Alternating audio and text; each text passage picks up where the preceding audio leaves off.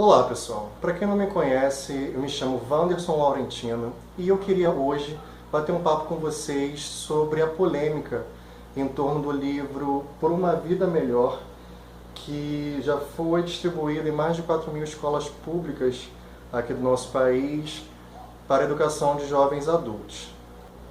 E este livro traz o debate do uso da linguagem popular dentro da sala de aula.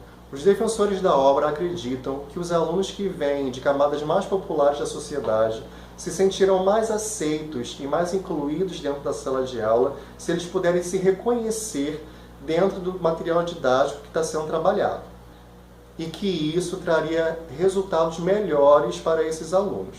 Toda a polêmica em volta desse livro se deu em cima de um capítulo específico e não do livro todo, ok? Quero deixar claro que não é o livro todo que fala sobre o uso popular da língua em sala de aula, ok? E eu queria ler um trecho para vocês desse capítulo que foi talvez o que deu mais o que falar, ok? Então está escrito assim, aspas, os livros ilustrados mais interessantes estão emprestados. Você pode estar se perguntando, mas eu posso falar os livros? Claro que pode, mas fique atento porque, dependendo da situação, você corre o risco de ser vítima de preconceito linguístico. Muita gente diz o que se deve e o que não se deve falar e escrever, tomando as regras estabelecidas para a norma culta como padrão de correção de todas as formas linguísticas. O falante, portanto, tem de ser capaz de usar a variante adequada da língua para cada ocasião. Fecha aspas. Bom, você pode mesmo falar os livros, nós pega o peixe e os menino pega o peixe. E sabe por quê? Porque a boca é sua e você fala o que você quiser e como você quiser. Ok? O que eu não acho positivo é esse tipo de linguagem ser endossada, ser incentivada dentro da sala de aula.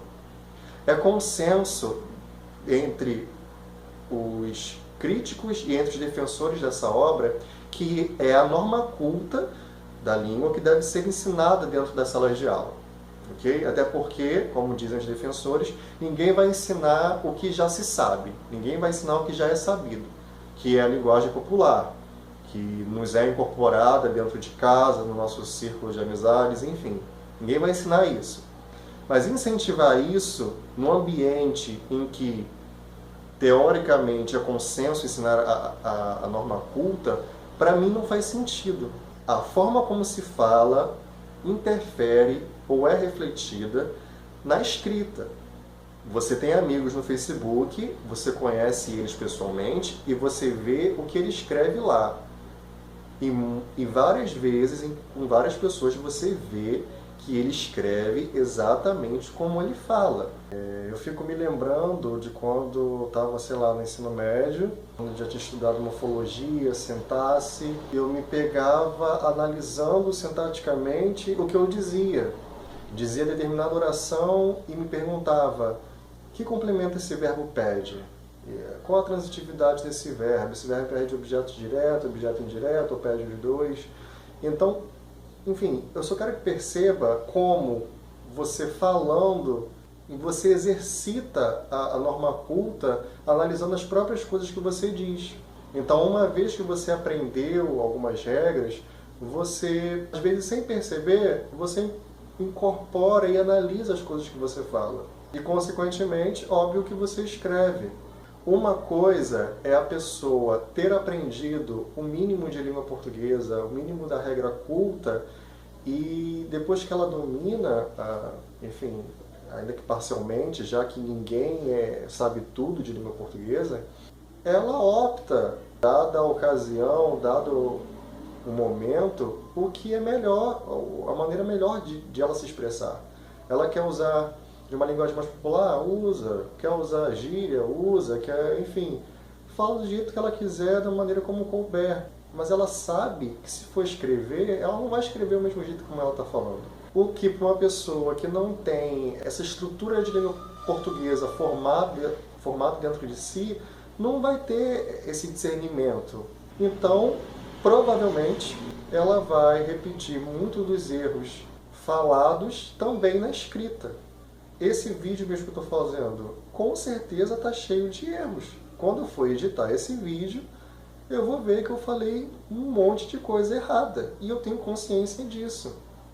Mas o que eu disser errado, provavelmente eu vou saber escrever certo. Existe uma grande diferença da língua falada e da língua escrita. Isso é claro para todo mundo. O que me preocupa dessa abordagem é justamente isso.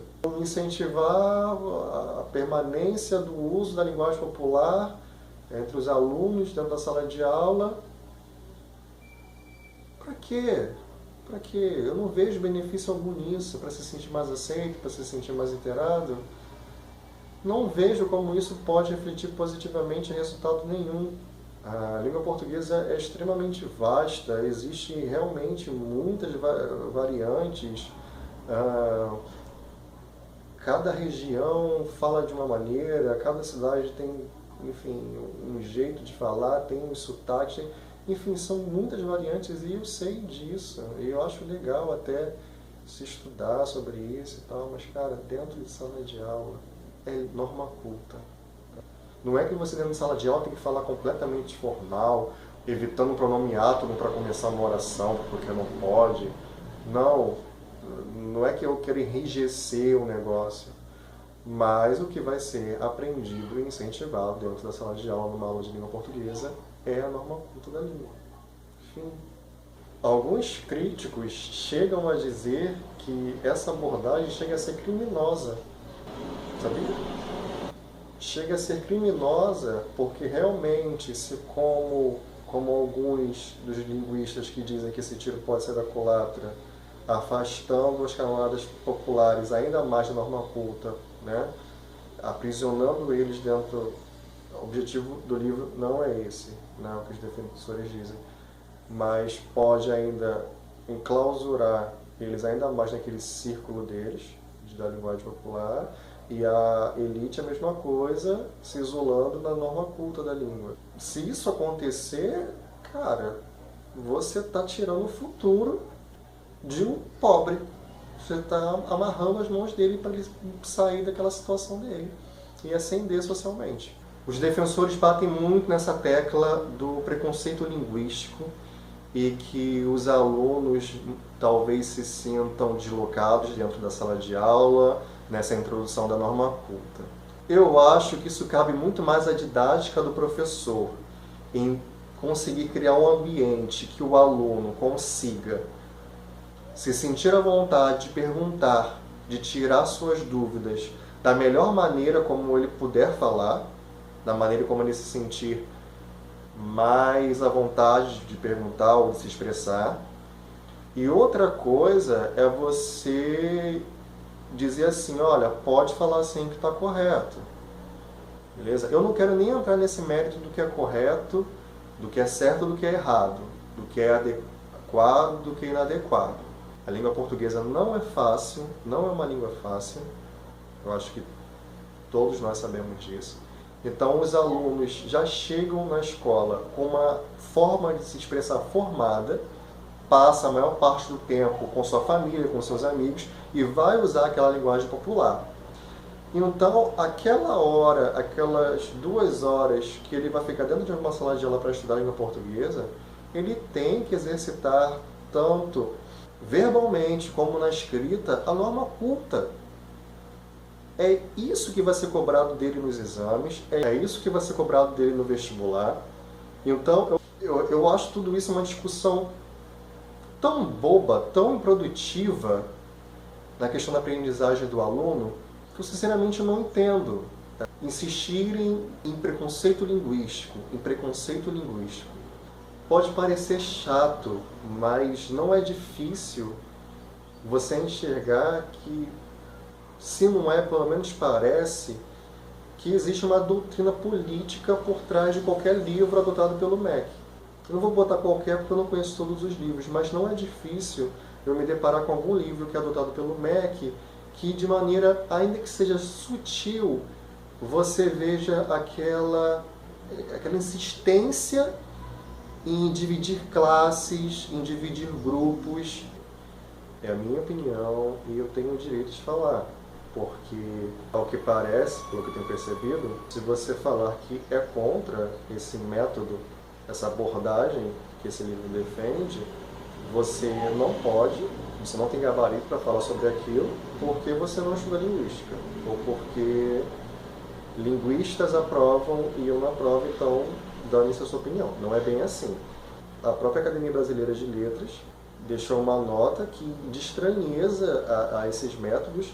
Eu vou até ler para vocês o que o Evanildo Bechara falou.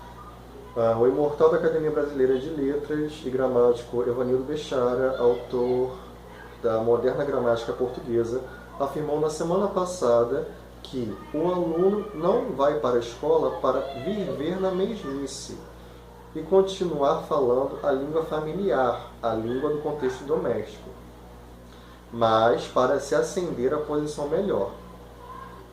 Na segunda-feira, a preocupação da ABL, Academia Brasileira de Letras, foi transformada em uma nota em que a instituição diz estranhar certas posições teóricas dos autores de livros que chegam às mãos de alunos dos cursos fundamental e médio. A norma oculta precisa continuar sendo o norte para a gente.